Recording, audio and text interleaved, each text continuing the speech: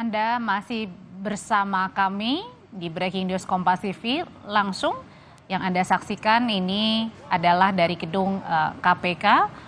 Suasana terbaru setelah Sekjen PDI Perjuangan Hasto Kristianto ditahan selama 20 hari ke depan.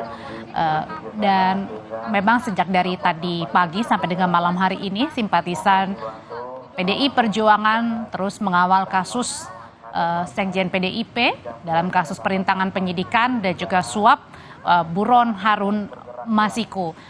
Tidak hanya simpatisan tetapi juga kader PDI Perjuangan, ada Ripka Ciptaning, kemudian juga ada Komarudin Watubun, dan tadi juga kita lihat ada Adiana Pitupulu beserta juga dengan kuasa hukum dari Hasto Kristianto ini mendampingi Sekjen PDIP sejak dari tadi pagi sampai dengan malam hari ini, sampai setelah Sekjen PDIP sudah resmi ditahan di kelas 1 Jakarta Timur Rutan selama 20 hari ke depan.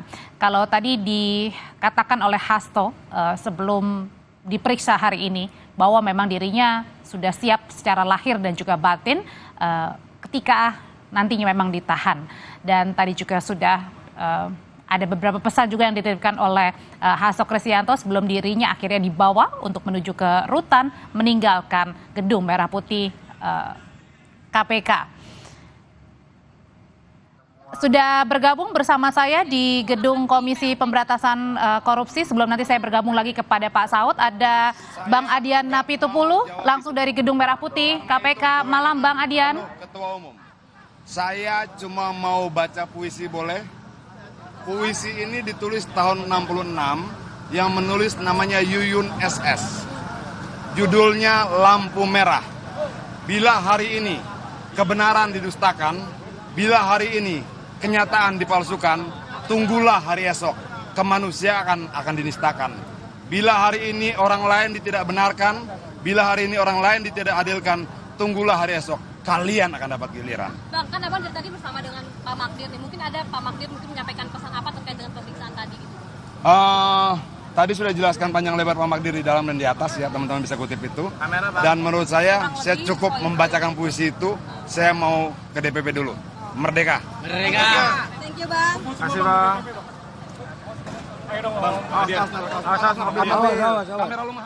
Ya, pesan dari politisi PDI Perjuangan sebelum akhirnya meninggalkan gedung KPK adalah setelah ini, setelah Hasto resmi ditahan,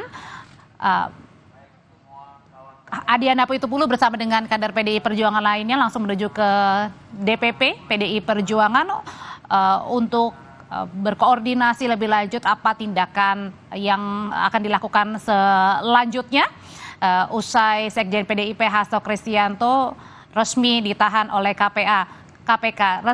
Saat ini saya kembali mengajak bergabung bersama dengan Pak Saud Situmorang. Pak Saud, kalau tadi menyambung pertanyaan saya sebelumnya sebelum jeda iklan nih Pak Saud, bahwa tadi pada saat sebelum diperiksa KPK pagi harinya Mas Hasto ini bilang,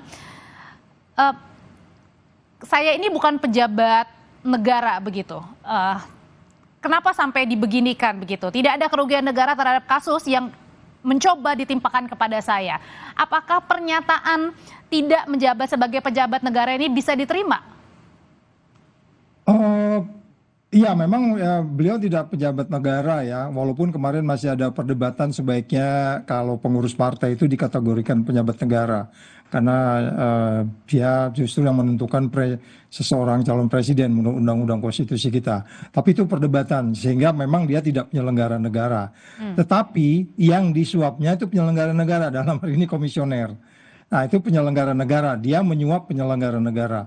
Soal bagaimana itu interaksinya terjadi, bagaimana itu apa yang mereka putuskan, seharusnya AM itu menggantikan calon yang meninggal di dalam proses pemilu, sehingga kemudian harus digantikan, pada bagian lain ada kaitan dengan nomor urut, kemudian mereka mengirim surat ke Mahkamah Agung untuk kemudian diberi izin untuk kemudian partai politik menentukan siapa yang harus menggantikan yang meninggal.